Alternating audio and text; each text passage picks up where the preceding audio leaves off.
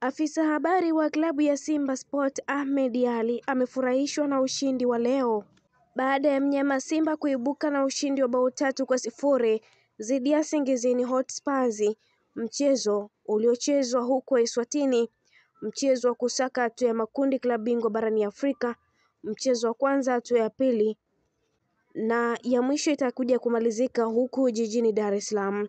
Ni kweli Nsingizini Hotspurs ni timu ngeni, lakini na wachezaji wenye ubora mkubwa. Tuna kazi kubwa kuhakikisha tunamdhibiti. Tulikuwa tuna kazi kubwa ya kuhakikisha tunamdhibiti. Tumemfunga na akija huku nyumbani pia tutamfunga. Tulijiandaa vizuri kwa mechi dhidi ya Nsingizini Hotspurs. Lengo moja tu ilikuwa ni kushinda.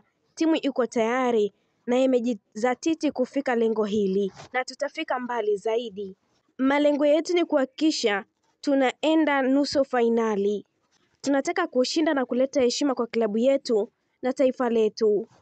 Kwa msimu wa 2023-2024 Simba Sport ilifuzu kwa mara ya tatu mfululizo kwa hatua ya robo fainali, ikicheza dhidi ya miamba ya Misri Al Ahly.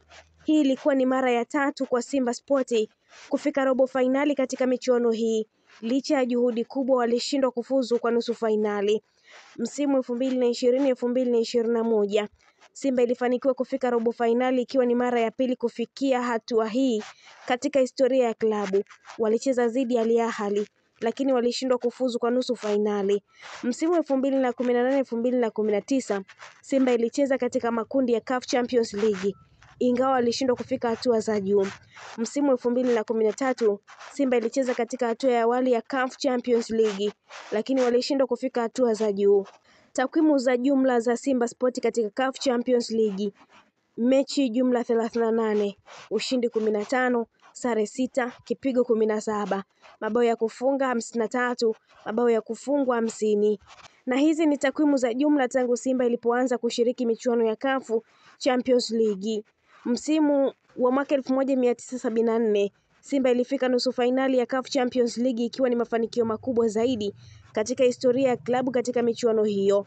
Msimu wa mwaka 1993 Simba ilifika fainali ya CAF Cup, mashindano yaliyokuwa yakifanyika kabla ya kubadilishwa jina kuwa CAF Confederation Cup, lakini walishindwa kutoa ubingwa. Simba Sport inaendelea kufanya juhudi kubwa katika michuano ya CAF Champions League, ikiwa na lengo la kutoa ubingwa wa Afrika kwa mara ya kwanza katika historia yake.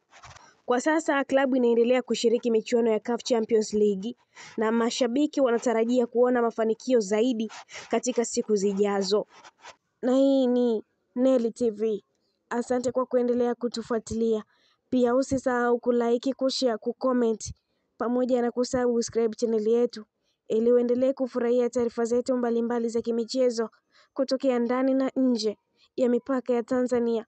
Kwa taarifa kemkem, allow notification kwa ajili ya kupata taarifa zetu pindi tunapoweka taarifa mpya kwenye channel yetu ya Neli TV. Usisahau kulike, kushare, kucomment.